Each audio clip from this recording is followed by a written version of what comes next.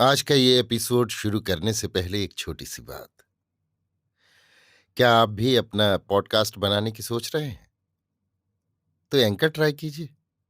ये पॉडकास्ट बनाने का सबसे आसान तरीका है। नंबर 1, ये फ्री है।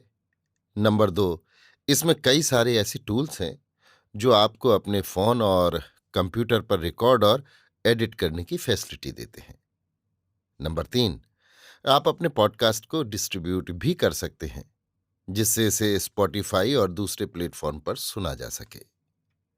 तो डाउनलोड कीजिए फ्री एंकर ऐप या विजिट कीजिए anchor.fm पर अपना पॉडकास्ट स्टार्ट करने के लिए। ये तो थी एक छोटी सी जानकारी, और अब शुरू करते हैं एपिसोड का सिलसिला। तो आज के एपिसोड में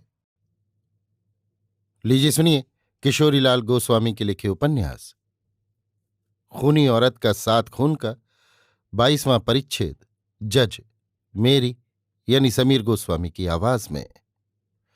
एक दिन मैं फिर जेल से निकाली जाकर गाड़ी पर सवार कराई और कचहरी पहुंचाई गई। कचहरी में उस दिन मैं जिन हाकिम के सामने पेश की गई, सुना कि यही जज साहब हैं। वे अंग्रेज मालूम पड़ते थे और नौजवान आदमी थे। उनके सामने जब मैं पेश की गई तो उन्होंने मेरा नाम धाम पूछकर मुझसे ये जानना चाहा कि मेरा कोई वकील है कि नहीं। इस पर जब मैंने उन्हें ये बात साफ तौर पर समझा दी कि मेरा ना तो कोई वकील मुख्तार है और न मैं किसी को इस मुकदमे की पैरवी के लिए खड़ा ही करना चाहती हूँ। हाँ, ये मैं जरूर चाहती हूँ कि पुलिस के अंग्रेज अफसर के सामने जो मैंने ठीक ठीक इजहार दिया है उस पर गौर करके मेरे लिए इंसाफ किया जाए। ये सुनकर उन्होंने ये कहा कि अगर तुम चाहो तो सरकार की ओर से तुम्हारे मुकदमे की पैरवी के लिए एक वकील मुकर्रर कर दिया जाए। पर जब मैंने इस बात को न सकारा तब मुकदमे की कार्रवाई शुरू की गई। पहले कोतवाल साहब और बाद उनके रसूलपुर व कानपुर के कुछ कांस्टेबलों के इजहार हुए।